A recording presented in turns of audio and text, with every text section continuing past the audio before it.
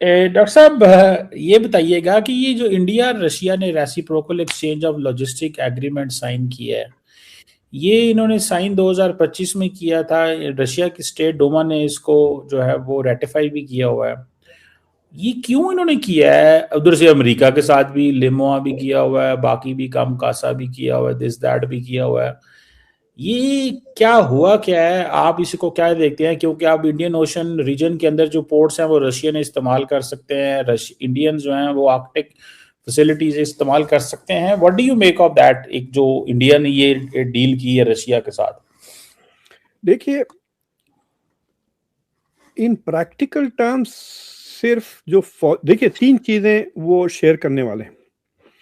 यानी भारत के 3000 तक फौजी वो वहां रख सकते हैं रशिया में, और रशिया भारत में 3000 तक फौजी रख सकता है अगर वो चाहे। And it can also be in conflict Jones.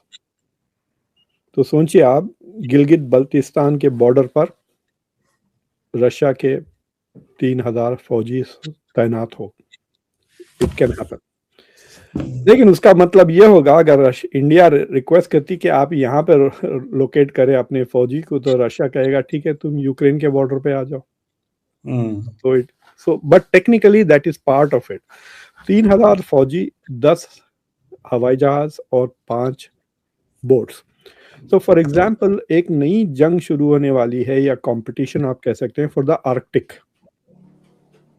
Arctic का जो चाइना, रशिया, अमेरिका और यूरोप के बीच में जो मुकाबला चल रहा है to dominate the north pole का रीजन, भारत के पास कोई एक्सेस नहीं है।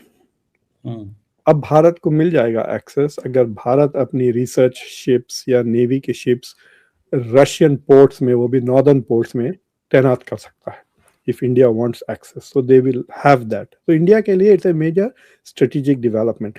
देखिए, अगर भारत 2 साल पहले की बात करता हूँ, अगर भारत के 2 पानी के जहाज जा रहे हैं कहीं भी रशियन पोर्ट्स में, अगर वो इजाजत मांगे तो वो मिल जाएगी ना उनको। Russia is not going to object कि ठीक है आपके 2 रुके, 3 रुके, 5, तो 5 तक। So but now India can formally have a base, और ये तीनों लेवल पे है, मिलिट्री, नेवी और एयरफोर्स। ऑल 3 डोमेन्स में दे हैव दिस अरेंजमेंट कि they can have these things in that thing. So it is a big development from that point of view. लेकिन अब इसे, it is also a signal to America, it is also a signal to Europe. तो जहां America का सवाल है, America के लिए दिस इज लाइक अच्छा, यू नो, अब देखिए आप, the United states Xi Jinping से मिलने डोनाल्ड ट्रंप जा रहे हैं मई में 14-15 तारीख। आज उन्होंने ये भी कहा कि वो पाकिस्तान आ सकते हैं, लेकिन इंडिया तो नहीं आ रहे हैं। So it is looking as if to India के अमेरिका हैज डाउनग्रेडेड इंडिया। तो इंडिया कह रहा है ठीक है, हमारे पास दूसरे ऑप्शन है, और वो ऑप्शन रशिया है। आप फ्रीज हो गए क्या खमर साहब? नहीं, नहीं, ऐसा लग रहा था क्या? हाँ, सो it is also India saying कि देखिए हमारे पास दूसरे ऑप्शंस हैं, और ये मुझे लगता है कि दोबारा India is going to enter into the military orbit of Russia. यानी इसका नतीजा ये भी होगा कि अब शायद भारत और मिलिट्री हथियार रशिया से खरीदने लगे, क्योंकि वो रफाले की deal is not going through, क्योंकि वो सॉफ्टवेयर का पैकेज उनको नहीं मिल रहा है। और दूसरी चीज़ ये है कि इट इज़ ऑल्सो पॉसिबल कि India might be buying Su-57, तो वो भी एक डील आगे बढ़ रही है। मतलब वो डिस्कशन दोबारा शुरू हो गया है। तो but I think it is a geopolitically कहिए, फॉर डिप्लोमेटिकली कहिए, कि इंडिया ने एक मेजर सिग्नल वेस्ट को दिया है कि वी आर गेटिंग क्लोजर।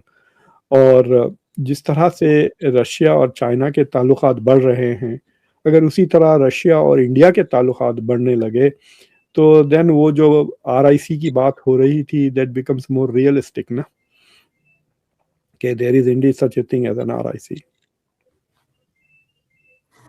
तो वो आपकी बात ठीक है, लेकिन चाइनीज इसमें क्यों आएंगे इंडियंस के साथ? इंडिया के साथ नहीं आएंगे। It will not be like a triangle, but it will be like parallel relation, जैसा कि मिसाल के तौर पे आप देख लें अमेरिका की सऊदी अरेबिया के साथ ताल्लुकात है और अमेरिका के इजराइल के साथ ताल्लुकात है। इट डजंट मीन कि सऊदी अरेबिया इजराइल के ताल्लुकात है ना। लेकिन ये बताएं कि डॉक्टर साहब ये बताएं कि अमेरिकन इस पे क्या व्यू होगा, दे आर गोइंग उनकी टू बी क्या? Upset, they are going to be very upset, इसमें कोई शक की बात नहीं है। 2 साल पहले एक खबर आई थी कि अमेरिका ने रिक्वेस्ट किया था कि उनके हवाई जहाज, उनके पानी के जहाज़ों को इंडिया की शिप यार्ड्स में रिपेयर करने की परमिशन दे। तो उस पर काफ़ी डिबेट चला था, मुझे याद है मैंने भी एक शो शायद किया था उस पर, ये कहकर कि ये this is India giving America basis from the back, मतलब बैक डोर से ये बेसिस बन रहे हैं। तो रिपेयर करने के बहाने, सर्विस करने के बहाने अमेरिका की फौजें, नेवी शिप्स पार्क होंगे इंडिया के हार्बर्स में, एंड देन फौजी भी होंगे, बैरक्स भी बनने वाले थे।